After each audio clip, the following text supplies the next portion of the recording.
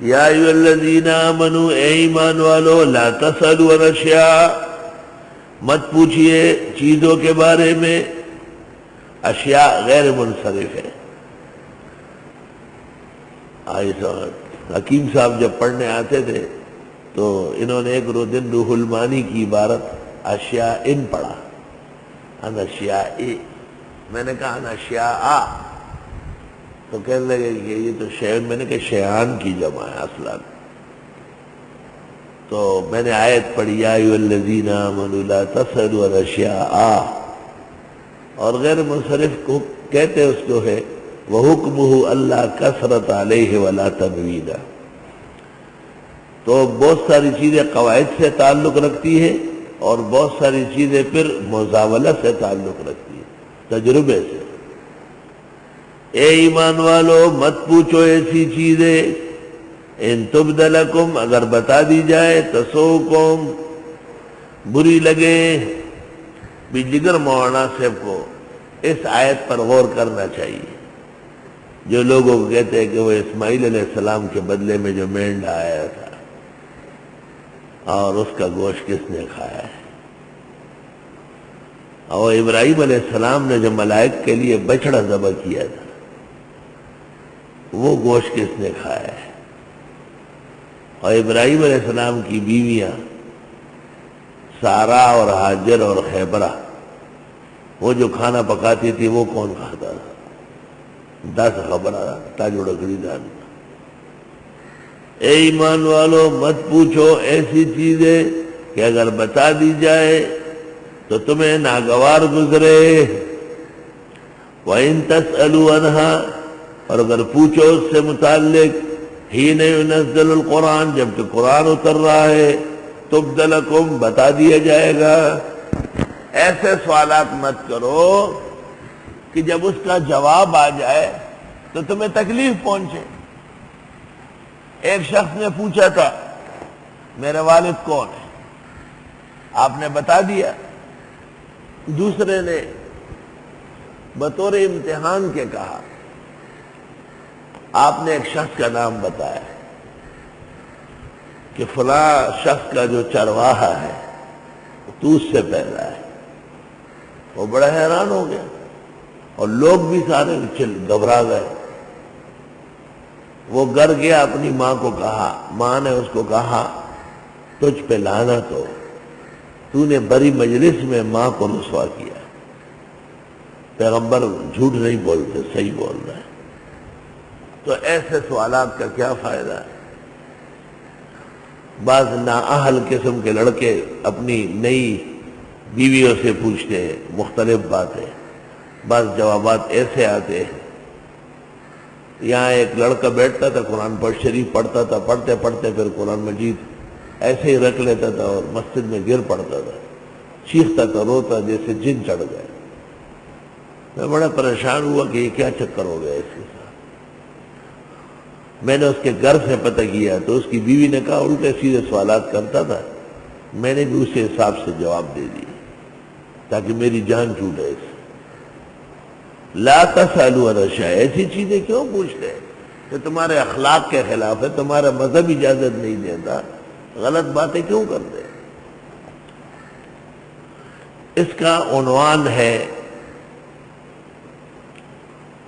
تعلیم حسن السوال. یہ قرآن یہ تعلیم دیتا ہے کہ سوچ سمجھ کر بات کیا کرو. وہی سوال تجھ سے ہو جائے تو تیرا کیا حال ہو جائے گا. معلوم ہوا کہ سوال میں بھی کوئی شخص بے لگام نہیں ہے. آپ وہ باتیں پوچھا کریں جو آپ کے درس سے متعلق رہو. دوسرے درجے میں جو عقیدے کی ہے، تیسرے درجے میں جو اعمال کی ہے. ایسے سوالات کرنا جس کا جواب یقیناً پریشانی اور رنج کا ہے، ایسے سوالات سے پرہیز ضروری ہے. اے ایمان والو، مت پوچھو ایسی چیزیں کہ بتا دی جائے تو تم کو ناگوار گزرے. اور اگر تم پوچھتے رہو ایسی چیزیں جبکہ قرآن نازل ہو رہا ہے، بتا دی جائے تم کو. مولانا شاہ اسماعیل کو کسی نے کہا حضرت داڑھی رکھنا چاہیے نہیں رکھنا چاہیے؟ حضرت نے کہا داڑھی رکھنا چاہیے، کہ یہ تو فطرت کے خلاف ہے۔ حضرت نے پوچھا کیا مطلب ہے؟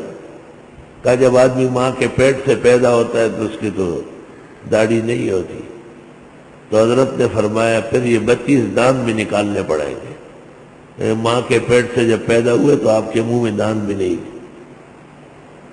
وَإِن تَسْأَلُوا عَنْهَا حِينَ يُنَزَّلُ الْقُرْآنُ تُبْدَ لَكُمْ۔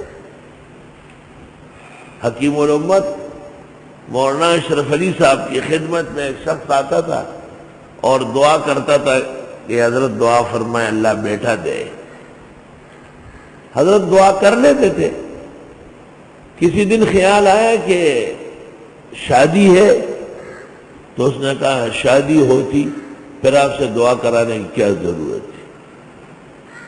حضرت نے فرمایا تم شادی کر لو اللہ بیٹا دے گا۔ تو اس نے کہا بغیر شادی کے اللہ بیٹا نہیں دے سکتا؟ آپ نے فرمایا دے تو سکتا ہے مگر تکلیف زیادہ آپ کو ہو جائے گی۔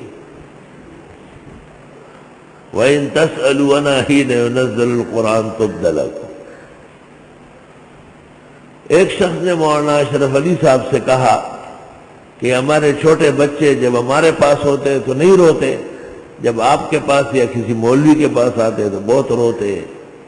مولانا نے فرمایا تمہارا چہرہ اس کی ماں کے چہرے کی طرح ہے، تو ماں کی گود میں تو بچہ نہیں روتا، اور ہمارا چہرہ اس کو مرد کا نظر آتا ہے اس لیے وہ ڈر کر چیختا ہے۔ وَإِن تَسْأَلُوا عَنْهَا حِينَ يُنَزَّلُ الْقُرْآنُ تُبْدَ لَكُمْ۔ ایسے سوالات کرو جس کے جواب سے خوش بہاری پیدا ہو جائے، رنج اور غم نہ پیدا کیا کرو۔ مولانا نے اس موضوع پر کتاب لکھی ہے، اس کا نام ہے اصلاح انقلاب امت۔ 4 کتابیں ان کی بہت عجیب ہیں، ایک بوادر النوادر، دوسری التکشف، تیسری معارف القرآن بیان القرآن، اور چوتھی اصلاح انقلاب امت۔ اے ایمان والو مت پوچھو چیزوں کے بارے میں کہ اگر بتا دی جائے تو ناگوار گزرے، اور اگر پوچھتے رہو ان سے جبکہ قرآن نازل ہو رہا ہے بتا دی جائے گی عفا اللہ عنہا، معاف فرمائے اللہ نے وہ، واللہ غفور حلیم، اللہ بخشنے والا بردبار ہے۔ اللہ اکبر، لا الہ الا اللہ۔